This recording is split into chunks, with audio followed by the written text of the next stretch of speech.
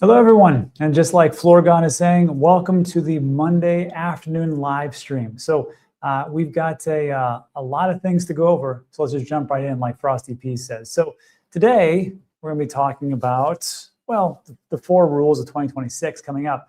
But what I wanted to go over first was the 12 days of Christmas. And I want to say thanks to everybody who contributed. And this was a multidisciplinary effect. And I want to say thanks to TANGEM and Ivan, Wes from Smart Money Trading, Kraken, BNB Giveaway, Coin Ledger, Coin Bureau Club, and Aura. And we went through this, and today is the last day. So what I'm doing is I'm going to be giving away BNB token. And BNB token for me is one of the best. And the best stands for the BNB or Binance, ETHEREUM, Solana, and Tron. And those are the ones that I think the altcoins will do pretty well moving into 2026 and beyond. So we'll see how it all works out. So I wanted to give away. And actually, I noticed that I only gave away Binance, ETHEREUM, and Solana. I didn't give away Tron. Maybe I should get into that for maybe the next time. But we'll be doing the giveaway at the end of the show. There is a link in the description. Looks like this. And it's just going to ask you for your BNB address. So I'll just pick these off at random, and you can put in your first name or a YouTube handle. Just put something in there so I know who the heck I'm giving away this hard-earned BNB that will be going into somebody else's lucky wallet today. So before we actually get into the news, and then, of course, the 4 rules, I just want to say, everybody be careful out there. It looks like Ledger had a data leak yet again. And this will be the 3rd time in roughly 5 or 6 years or so. The first one was 2020. There was a Shopify linked leak of over 1 million emails. That's why you get a bunch of scam emails. And there's a couple of other reasons why you get scam emails. I get scam emails all the time. And then in 2023, there was a third-party compromise, heightening risk of targeted phishing attacks and hardware wallet users. I don't think they got addresses like what happened with Coinbase. But again, this will be the 3rd time, and it looks like the data breach was for a payment processor called Global. Now, they only have your name and some other contact information. I hope they don't have anybody's addresses. From what I looked at, that's not what has been leaked. But just expect your name, maybe your telephone number, and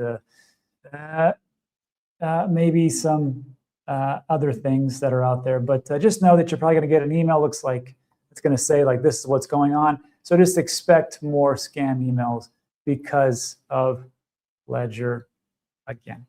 Anyhow, that's what we have. Let's talk about the markets. Let's talk about some good stuff. Today, looking pretty good, I think, as we all know, because you're probably checking your portfolio.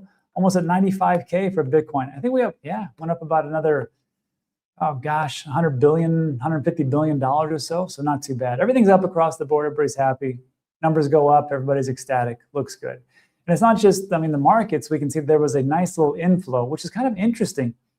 And this was on Friday, 2nd of January. It looks like there was a 471 million inflow for the Bitcoin ETF. I wonder what happens with the Ethereum ETF. Oh, it seems like they go in tandem. 174 million. What about Solana?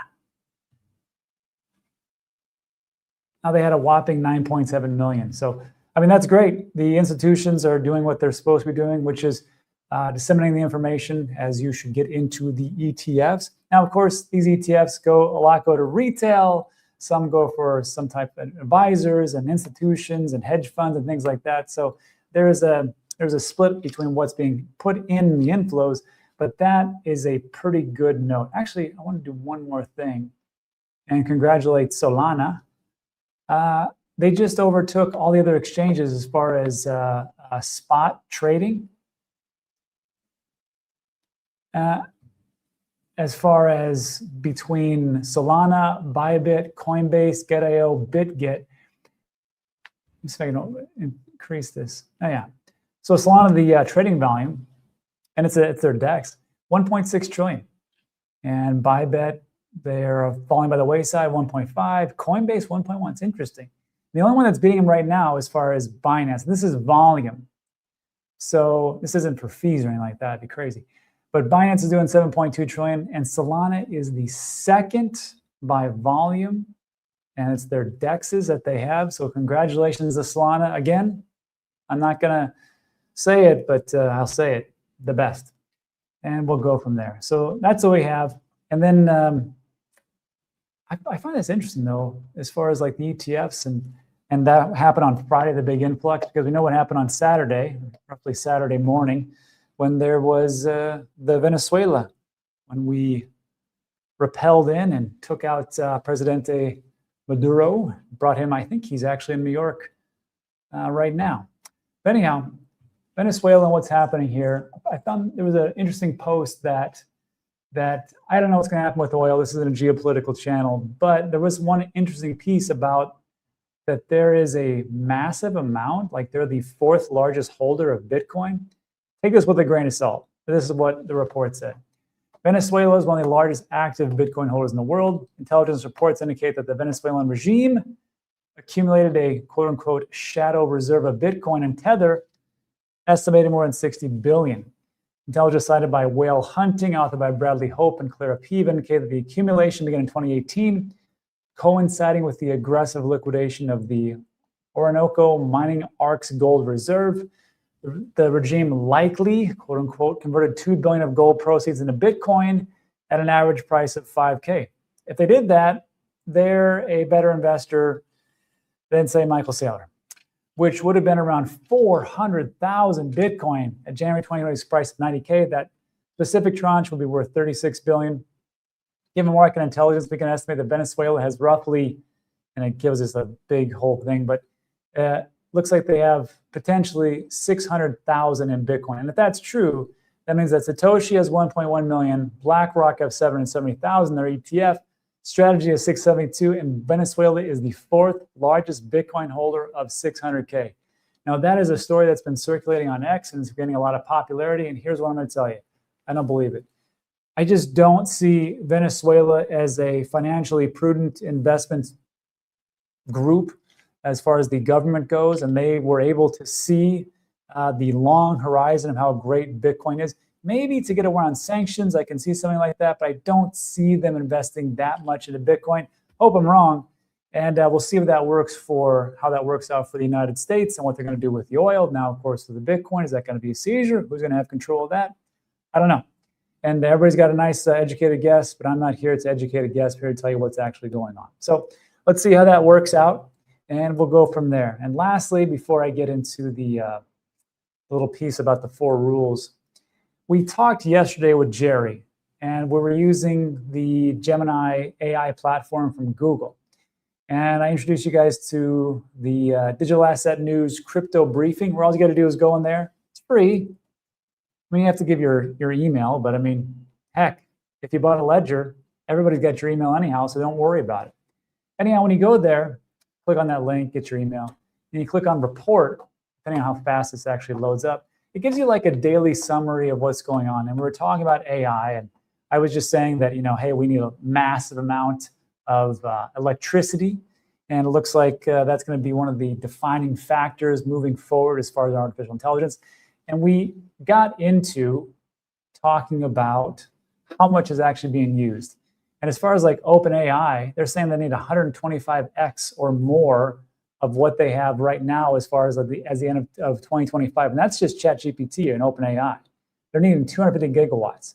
And we started to talk about, here it is. We started to talk about what that means for Bitcoin mining, because that is a massive also piece of electrical consumption.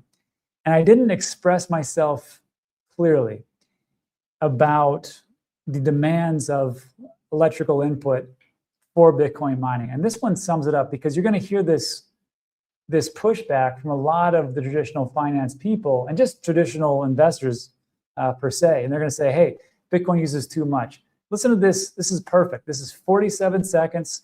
They're talking about Bitcoin mining in Iowa. And this sums it up as how Bitcoin mining doesn't drain the grid. It actually strengthens it. And here's why. Why did you choose Iowa as your base of operations? What sort of advantages has it offered for you? I would say one of the main reasons is Iowa is one of the highest places as far as wind energy production.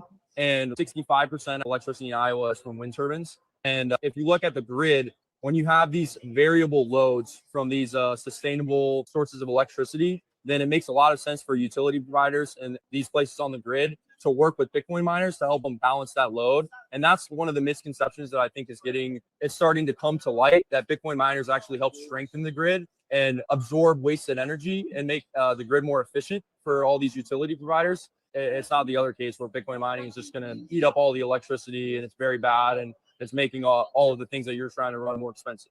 It makes sense. When you have an excess production of electrical energy, and you're like, well, what are we going to do with this? Well, there's not that much demand. Well, there's only so much that they can store, and then it gets dissipated. So Bitcoin miners will be the ones there to say, hey, look, if you have excess energy, we got no problem. We'll take as much as you possibly can give us.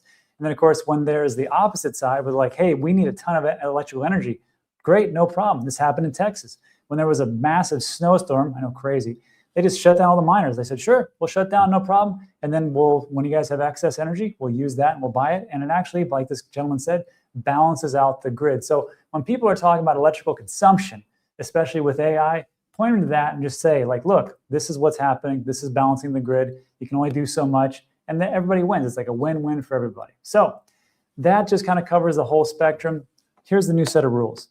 And I put this together real quick because in 2025, we all thought there was going to be a blow off top, most of us. Some people were like, nope, it's not going to happen. And to be fair, October 6th was the all-time high, and it was Q4 of 2025, and that was 1 year post-halving, if my memory serves correctly. So with that, people are like, okay, that's it. I'm in that camp. I was like, 4-year cycle, that's it. However, we have to be aware that there is potentially something else beyond that. And the new set of rules are like this: liquidity, economy, regulation, institutions. If we get these 4 things right, 2026 could be a very big year, depending if we don't go into World War III. We'll figure that out.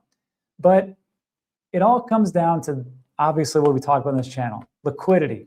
And I think my information is outdated because I pulled this actually from Gemini. The global M2 money supply has reached a record high of around 130 trillion. What I have from December 5th, I have 103 trillion. So they must have been printing massively for what they actually have. And then, of course, not just M2 money supply globally, but we take a look at the United States. This was taken on 20th of November 2025. You know, we're at an all-time high of M2 money supply, 22.29 trillion. And actually, if we take a look at the Fed, the St. Louis Fed, you can see that it's actually increased even more. Now we're at 22.429. So we're at 22 trillion, 420. It's quite a bit of money being printed. So liquidity, I know people say, well, you know, we need more liquidity. I'm like, well, how much do you need? I think liquidity is there. Just depends on where that allocation is going to. So far, it's gone to gold, silver, precious metals, those types of things. Take a look at the S&P 500 and NASDAQ. They're having all-time highs. I just think there should be a rotation at some point to our sector. We'll see. So we have that part, then the economy. And this is, of course, if we hit the banana zone, then it all comes down to this PMI manufacturing. If we can get this above 50, anything below 50, that is a retraction. Anything above 50 would be an expansion. And we've actually talked about this as well. As far as like the PMI, there's 2 types of PMI. One is manufacturing, which is only like 11 to 13%. That's about 10, 11% of the US economy. And then there's services PMI, which is like restaurants, healthcare, finance, tech. We're already above 50. We're going to stay above 50. That's not the big thing. The big thing is manufacturing. We're low right now. I think this month we were at, as far as December, I don't know if the data was actually out, but November was 48.2. We're in retraction. If we can get the manufacturing up and that PMI goes, and we're talking about like 55 and above, then the economic wonders will be just hitting out perfectly. And then it goes to regulation. The Genius Act was passed on July 18th, which pretty much gives us the framework for stable coins and how things are being interacted. But the Clarity Act is the big one. That's supposed to come through in 2026. However, it's supposed to go through the Senate and the House of Representatives. And if they can get this to actually work, which would be great, then we can figure out where everything is supposed to go. Who is going to be responsible for all these different aspects of crypto and digital assets? And what are the actual rails and the plumbing going to actually be? If this actually gets passed, then you got all the traditional finance people going, great, now they won't get sued. Let's go into this. That'll happen in 2026. So that's 3 of the 4. And then the last one, institutions. I found this was interesting. We always compare Bitcoin and the ETF from the gold ETF of 2004. Now, when that started, there was a little bit of inflows. The next year was pretty good, but the third year was even greater than the other 2. And I think it's the same thing here. We had 2024, which was a pretty decent year for the ETF. We just saw how well, let me bring this up actually. We take a look at the ETF flows down here. We're crushing it. Now, there was a bit of a retraction since roughly October 10th, thanks Binance. But you can see that with those, hopefully we can have this next year of 2026 be the big thing. Now, this is a little bit of an exaggeration. It's not that massive of an amount. It wasn't like it was like a 10x. But the third year, there was definitely more type of hunger for the gold ETF, and hopefully it will carry over. So it comes down to this. Coordinated easing, we've taken out of the tightening, gone into the easing. If we can just get institutional clarity with the Clarity Act, everything will work on top of the other 3 things. If we get too much of a problem with the Clarity Act, then institutions are not going to come in. It'll be a stall in the Senate until 2027. Also remember that 2026 is unfortunately a midterm year, which means that there's going to be a lot of elections, and those are never good for the market. That's just how it goes. So it comes down to, if we can get these 4 things to go, we could have a cycle. That might be super. I'm not going to say the word because everybody else is going to say it for this year. I'll just say that 2026 could be better than 2025. However, if one of these 4 things doesn't work, if we have a problem, if we don't get things out as far as like, if we don't see more liquidity, the economy starts to stall, and this is just one of the things. Regulation gets bogged down, and the institutions start to say, you know what, we can't get here because of the regulation. We don't want to have any kind of ambiguity. We will see 2026 being a falling. So those are the 4 rules, and I'll be covering them as much detail as I possibly can. Again, it just comes down to this: liquidity, business cycle, regulation, flows. That's it for today. So look, if you like today's video, give it a thumbs up, consider subscribing. When we talk about it's time sensitive. Now let's get into the fun stuff where I'm going to be giving away some BNB, and I'm going to see how fast it is, because we did the Ethereum giveaway. Was it Ethereum? Oh, it was Solana first, excuse me. We did Solana first on Christmas Day, as a matter of fact. Okay. 6, 7, 8, 9, and then roughly January 3rd or so, we gave away Ethereum. I was surprised at how fast, and you can go watch the video. And this is a layer 1 Ethereum, which at some point had like transaction fees of like $200. And that was during the big, huge blow off top of 2021. You can go look at it. It's data that's there. But when I did this on that day, it took less than 10 seconds, and it was around 16 or 17 cents. I know some people are going to say, but my altcoin is way more awesome than that because it is this. Maybe true, but how much adoption is going on? How much is, and what are the charts saying to us? So for me, I was like, wow, I'm surprised it actually worked that well. So congratulations, Ethereum holders. Let's do a little Binance, shall we? First of all, I need to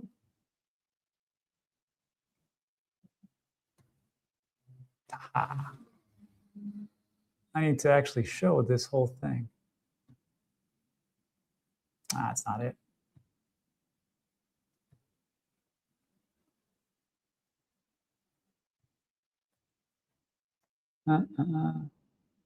Let me open a full screen so you guys can see I'm not just lying to you. There we go. Ta-da. There we are. So BNB. Wow. There's no shortage of people who want a little free BNB. Look who signed up for it. Guy and Nick. I'm not giving them squat. No, just kidding. Benjamin. That's funny. That's really funny. Those are 2. God. Well, I will say this. Thanks to Nick and Guy for giving away a 1-year membership to Coin Bureau Club. That was pretty awesome. But I think Nick and Guy are doing okay. So we'll go from there. Let's see. Who was the very first one? I got to give the first one deserves it. Nick. This better not be Nick. Well, that's N-I-C-K, not N-I-C. Okay. So I do that. Let's go over there. So Nick, if you're here, which you should be,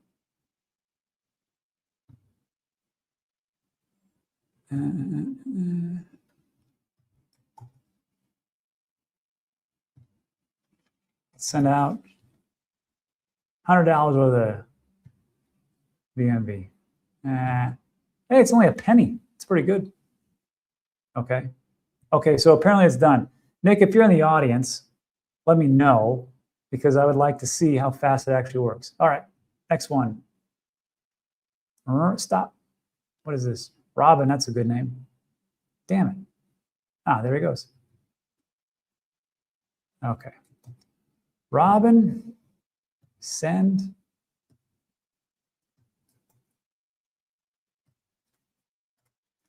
I almost sent you 50 BNB. That was close. All right. I'll send you 50, and then off you go. Okay. And it says it's confirmed already, so we'll see. Let's see who else. There's a lot of people. Colin? All right. So Colin, if you're here, and then can everybody just monitor the chats so I can see who gets what, how long it actually takes? Damn it, did it again. I'm expecting the OK Boomer comment pretty soon, so that's always fun. All right, confirm. Less than a penny. You know, it's great when it's less than a penny because, you know, very cheap for transactional costs. However, it's probably because it's not very decentralized. Whatever. Who cares? Maduro. That's funny. Maduro. Oops. Got ahead of myself. Give you 75 for your legal fees. All right. Let's see. Billy Fisher. Okay. And let's see. Send. And like this. $50. Okay, I'm only got $248, so not bad. All right. And let's see who else. Curly Knox. Nick Ripto.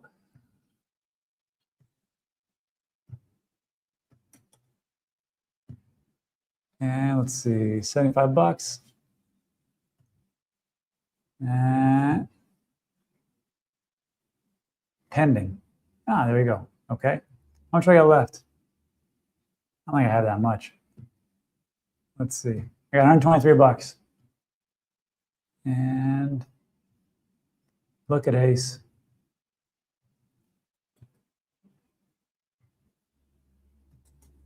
Ace. You got 50. And Rusty Bot is here. Confirm, less than a penny. Send, BNB. How much do I have? $73. I will give you $72, Rusty. I need to keep $1.40, just in case something collapses. All right, that's all the money I got. So everybody, that's it for today. So like today's video, give it a thumbs up, consider subscribing. We talk about is time sensitive, but that is it for that. I guess, yeah, that's all. Now let's do a little Q&A. I'll answer all your questions the best of my abilities, and we'll go for there. Let's see. Rusty, if you're here, wait, how long did it take Rusty to, because he was the last one, that must have been like sub 10 seconds. Things work out pretty well. Very nice. Yes. Curly Knox, sweet, awesome. It arrived almost immediately. Very nice. How do you get that app that you made? I'm a boomer. That app is called MetaMask. And if you go to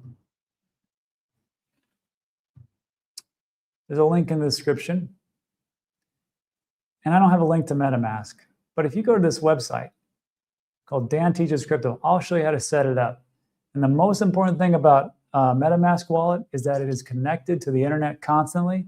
So you must treat it like the soft wallet that you have in your back pocket. You don't put your entire life savings in that because that's insanity. What you do is you put like a couple $100 in there so you can like give some free stuff away to people or whatever.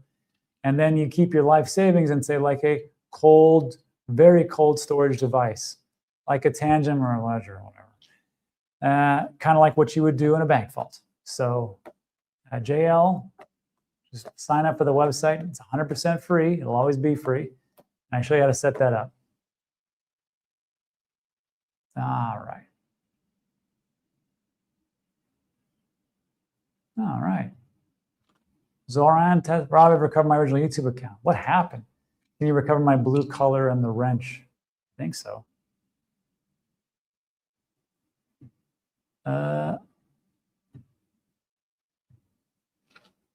Hold on one second. Make sure I got this right.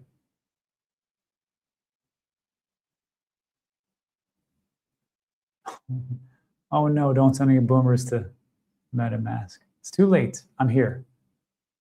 Let's see.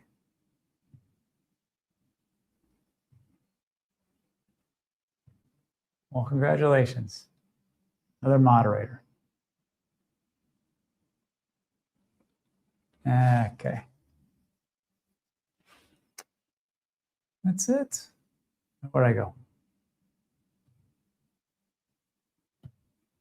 Legend. Yeah, we'll see.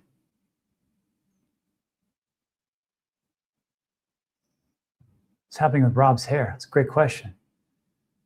It's the fact that I haven't gone get a haircut in a long time. That's it. I'm too busy. Isn't that pre-recorded? It would be no fun if it's pre-recorded. I don't get to talk to anybody. Makes a big lot there. Let's see. Just 150.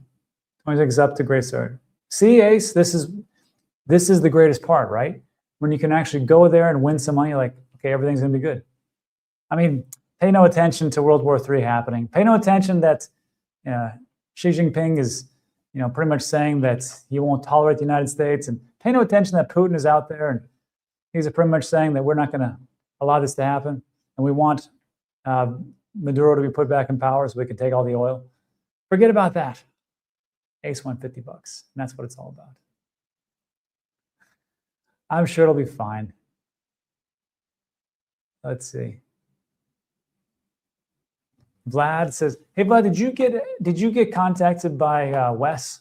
Because I sent him a message. He said was apologized. He was doing a bunch of things with some people out of town in Dubai. Let me know if you got access to his smart money bot, and then also to his group. But any concerns that real world assets might fall the same route as Enron, as far as like just collapsing? Well, first of all, Enron collapsed, but they did have a comeback. They just still had issues moving forward. So it wasn't like they went from, absolutely crushing it to zero and never really came back. They came back a little bit, worked out okay. I guess that'd kind of like be like with like Luna and Luna Classic. Anyhow, I have concerns with all things, especially with